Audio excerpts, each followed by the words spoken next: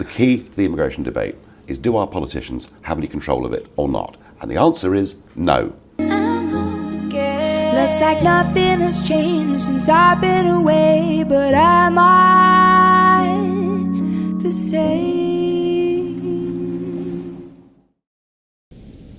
But Powell was no idle exile. Good morning. Good morning, sir. Yes. He sought to get over his ideas and build up his image in every way he could. Is your husband from home? And you could put "with love" from under that. Yes, I could. I could, but I shan't. I say this is marvellous television, isn't it? The desk is over there. He accepted a string of invitations to speak on the Tory rubber chicken circuit across the country. Where the hell are my friends? Are they still dancing in the same old clubs? Where the hell are my friends? Within 2 years, Powell was back in the government, this time as Health Minister. And ironically, in view of his resignation, he now became an enthusiastic public spender as the economy boomed. He had grandiose plans for increased health service expenditure. How far are these, in fact, paper plans? Because the estimated expenditure on the hospital one alone is 500 million, and I think you say that... Oh, it's up since then. You've been looking at the first edition. The hospital plan has been revised and carried forward another 2 years since then, and the new 10 years is a 600 million programme. That's England and Wales. But this is going to happen, and no one, short at any rate of a world war, can stop it. Which revealed the intensity of feelings beneath the ascetic facade. I did not speak, but when I saw you turn and cross your right leg on your left and fold your hands across your knee, I felt a flow of white-hot lava seething up the old volcano shaft. That self-same attitude, though not of yours, it was which long ago fired me, an innocent, unknowing boy, and led me on to sin and on to learn and onwards to the very fount of woe. He was, of course, the very first person to realise that inflation had nothing to do with prices and incomes. It was to do with the money supply. And if you put the money supply up, then up would go the prices and incomes. But it was the money supply, therefore the interest rate, you had to look at. And he was the first person to realise that.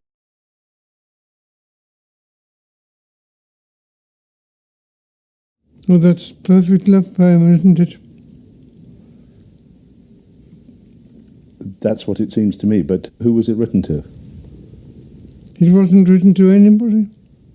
It was written as an exercise. When he was 25, Powell flew to Australia. He'd become Professor of Greek at Sydney University.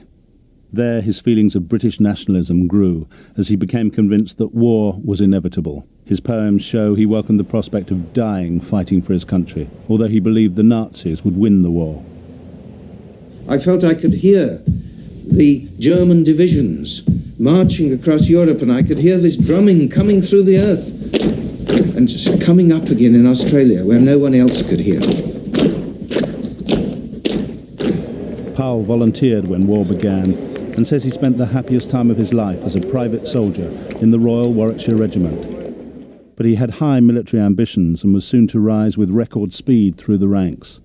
The army had quickly spotted Powell's intellectual and linguistic talents, and he was sent for training as an intelligence officer.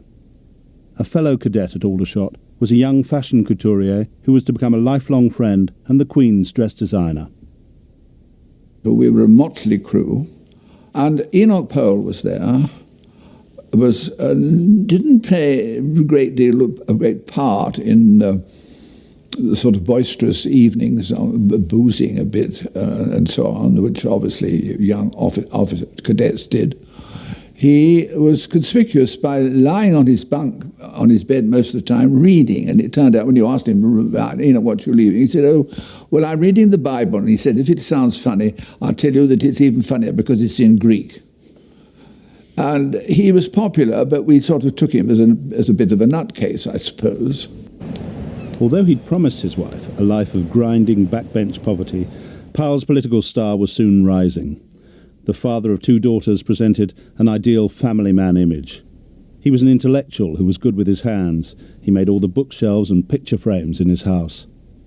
As he began his climb up the ministerial ladder, Powell was talked of as a future Tory leader.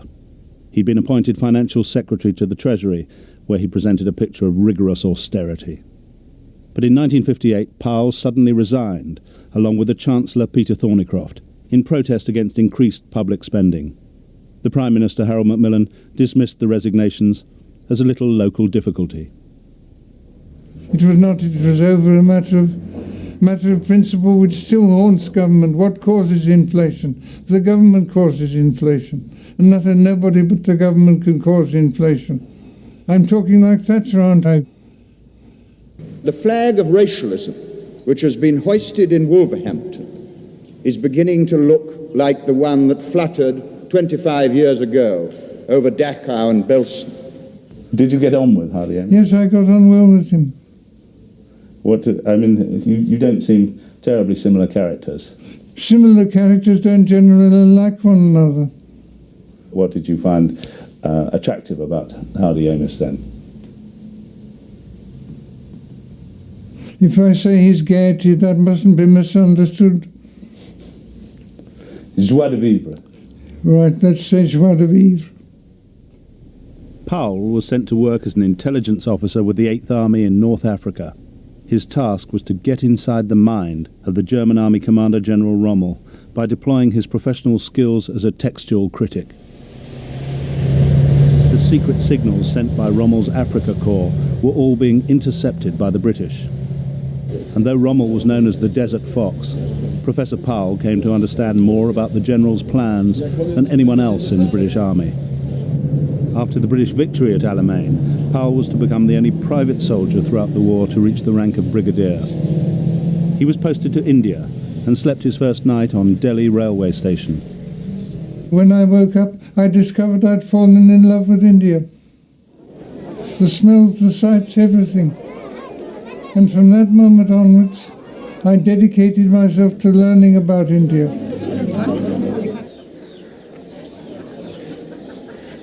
The Indians and the British dreamt a dream, and they dreamt it together, and they still dream it.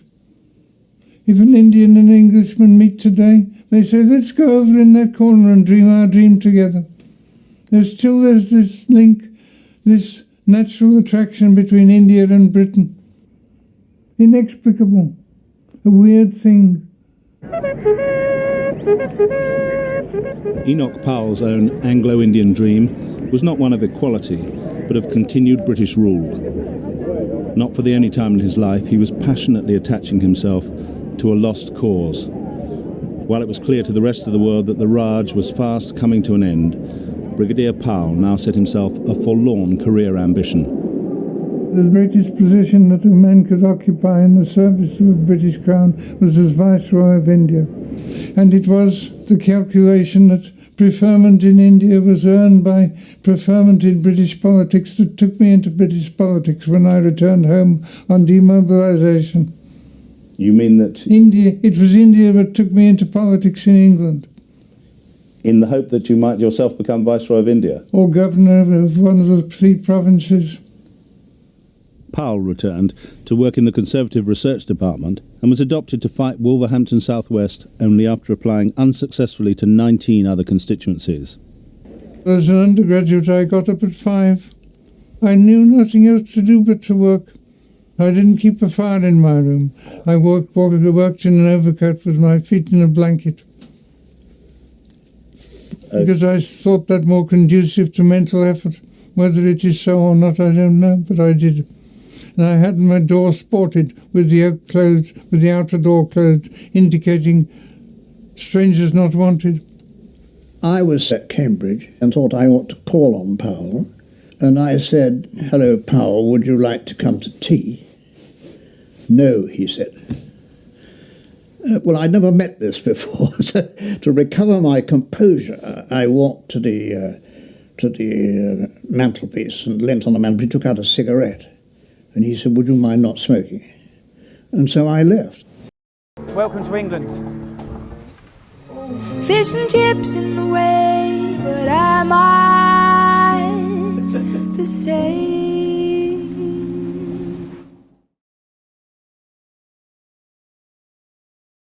ਠੀਕ ਹੋ ਗਿਆ ਜੀ। Channel ਨੂੰ subscribe ਕਰਕੇ ਤੇ ਘੰਟੀ ਦੇ button ਨੂੰ ਟੈਨ ਕਰਕੇ ਦਬਾ ਕੇ